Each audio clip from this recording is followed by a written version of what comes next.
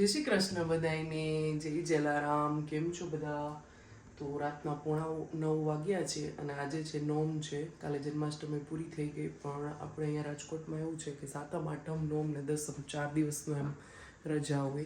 તો દીપકને પણ આજે રજા છે.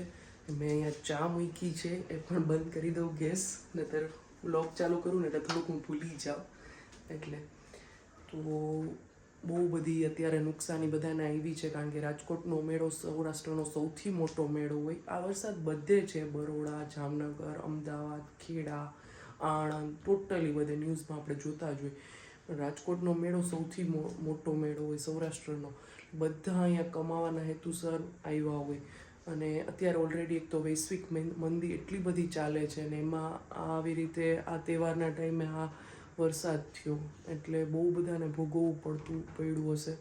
બહુ દુઃખ થાય કે માણસોને કેટલું બધું આર્થિક નુકસાન સહન કરવું પડે. આપણે ન્યૂઝમાંય જોતા હોય લોકો કેટલા નારાજ થઈ ગયા છે.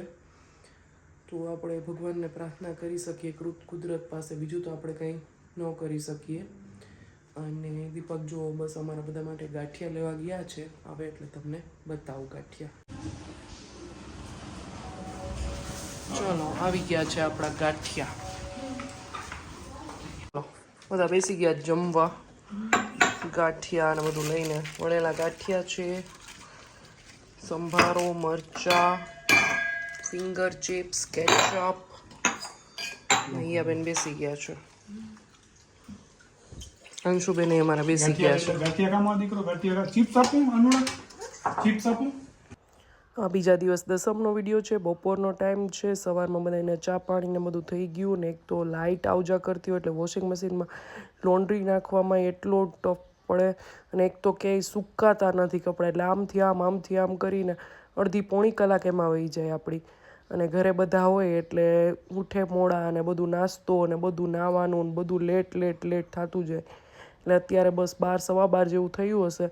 અને હવે હું ફાઇનલી ભરેલું રીંગણાનું શાક, રોટલા ને ભાત ને એવું બધું બનાવવાનું સ્ટાર્ટ કર્યું, કારણ કે અત્યારે બહારનું બધું ખવાતું હોય એટલે આવું દેશી હોય ને તો મજા આવે. એમાંય ઠંડા વાતાવરણમાં રોટલા અને ભરેલું શાક ને એવું બધું કાઠિયાવાડી મજા આવે. તો ભરેલા રીંગણાનું શાક અમે બનાવીને ત્યારે હું બટેટા પણ ભરું છું, કારણ કે મોસ્ટલી ઘરમાં એવું જ હોય કે બટેટા ખાવાવાળા વધારે હોય, રીંગણા ખાવાવાળા તો કોક જ હોય મારા જેવા. તમે રીંગણા ખાવ છો કે બટેટા એ મને કમેન્ટ જરૂરથી કરજો. મને રીંગણા બહુ ભાવે. દીપક ને ઈયા બે અમારે બટેટું ભરેલું ખાવાવાળા હોય છે. તો બસ આવી રીતે શાક બનાવી લીધું. આનો ફૂલ વિડીયો, ફૂલ ટિપ્સ ને ટ્રિક્સ સાથે. ઘણા લોકો એવું પણ કહેતા હોય છે કે અમારે લોટ ચોટી જાય છે નીચે, મસાલો ચોટી જાય છે, બેસી જાય છે. તો એ ટિપ્સ ને ટ્રિક્સ સાથે મારા ચેનલમાં વિડીયો છે. ભરેલા રીંગણાનું શાક કેવી રીતે બનાવવું નહીં. નવા સબસ્ક્રાઈબર હોય એ જોઈ લેજો.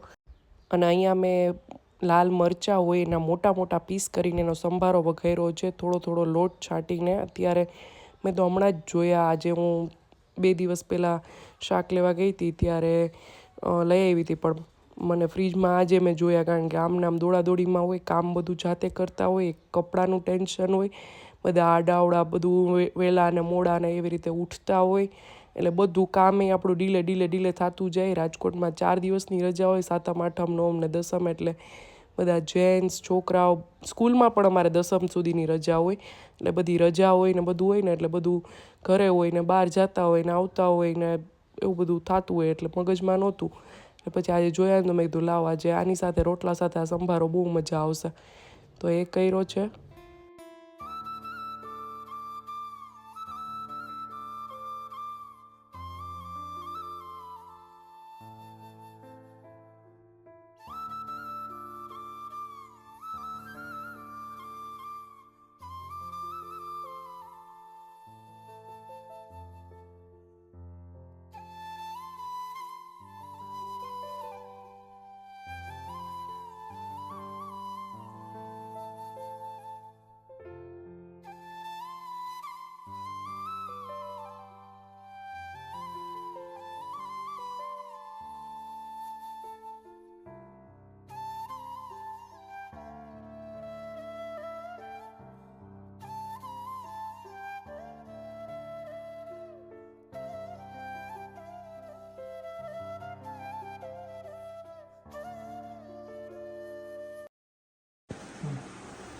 ચાલો હવે જમી લીધું છે, મસ્ત મજાનું ભરેલું રીંગણાનું શાક, રોટલા, મરચા બધું.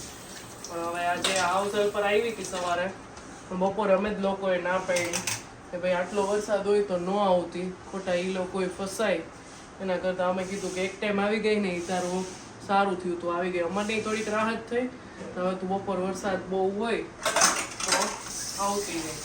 એટલે ઈયા હોય ને ઘરે, ઈયા બેન, એટલે મને બહુ ન વાંધો આવે. અત્યારે જો ઈ બાથરૂમ ધોવે છે, બધા આજે અત્યારે નાવામાં લેટ થતું હોય એટલે તો ઈ બાથરૂમ ધોવે છે. હું થોડાક વાસણ છે ઈ ઉટકી નાખું. સવારે તો ઉટકી ગયા હતા બેન, એટલે વાંધો નથી. વરસાદ એ કન્ટિન્યુ આપણે ચાલુ જ છે. હા, અહીંથી બતાવું તમને.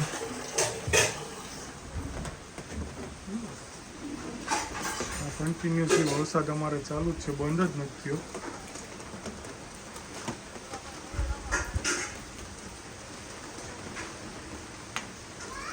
અમારા અંશુબેન, આ છે અમારા અંશુબેન, જે હિયાને ગોતે છે. કોને ગોતે છે? હિયા ક્યાં ગઈ?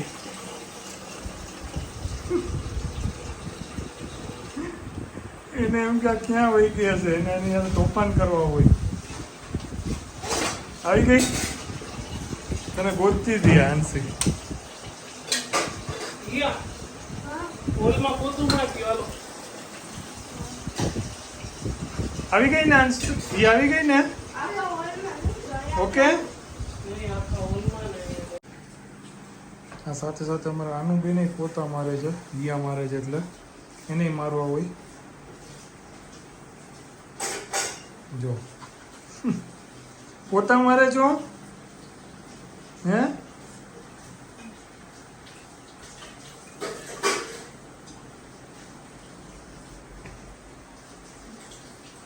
હા, સરસ આવડે છો તમને, બહુ સરસ આવડે જાનુબેન.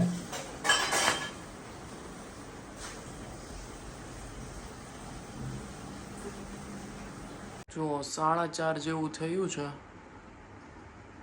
ને કેવું અંધારું લાગે છે નહીં?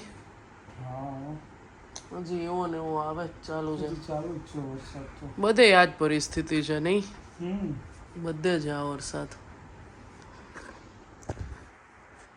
ચાલ્યા કરે. બીજું શું, અત્યાર સુધી માગતા એમ કહેતા હતા કે વરસાદ આવે તો સારું, આવે તો સારું. હવે બધા એવી પ્રાર્થના કરશું કે હવે ખમૈયા કરો. બધે આજ છે. જ્યારે મેં ઓલો વરસાદવાળો વિડીયો મૂક્યો હતો ને ત્યારે મને 2-3 જણાની કમેન્ટ આવી કે અમારે પણ આવું જ છે. બરોડામાં, જામનગરમાં બધે બહુ ખરાબ પરિસ્થિતિ છે. આપણે ન્યૂઝમાં જોતા હોય.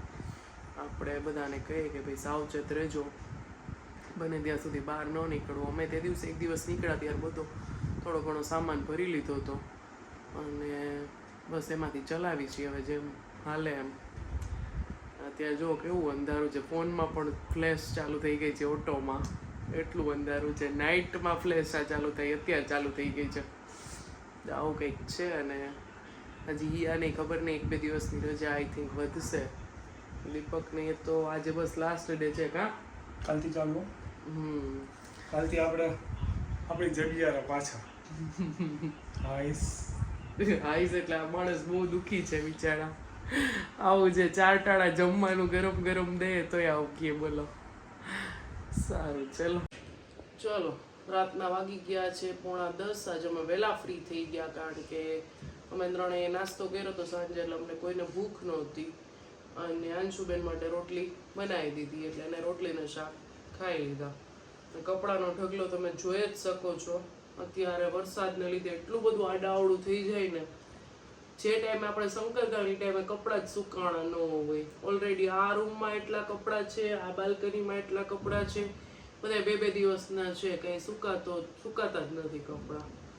આવું થાય છે કંઈક. બધા ઘરે હોય તો ગમે, તહેવારે ગમે, પણ આ બધું વરસાદે જોઈ છે, પણ આ બધું બહુ ડીલે કામ થતું જાય. ચાલ્યા કરે, બધાની એક મજા હોય ને બધા મોસમની, બીજું તો શું. તો ચલો અહીંયા જ વિડીયોનો એન્ડ કરું છું. લાઈક કરો, શેર કરો અને સબસ્ક્રાઈબ કરો. જય શ્રી કૃષ્ણ, જય જલારામ.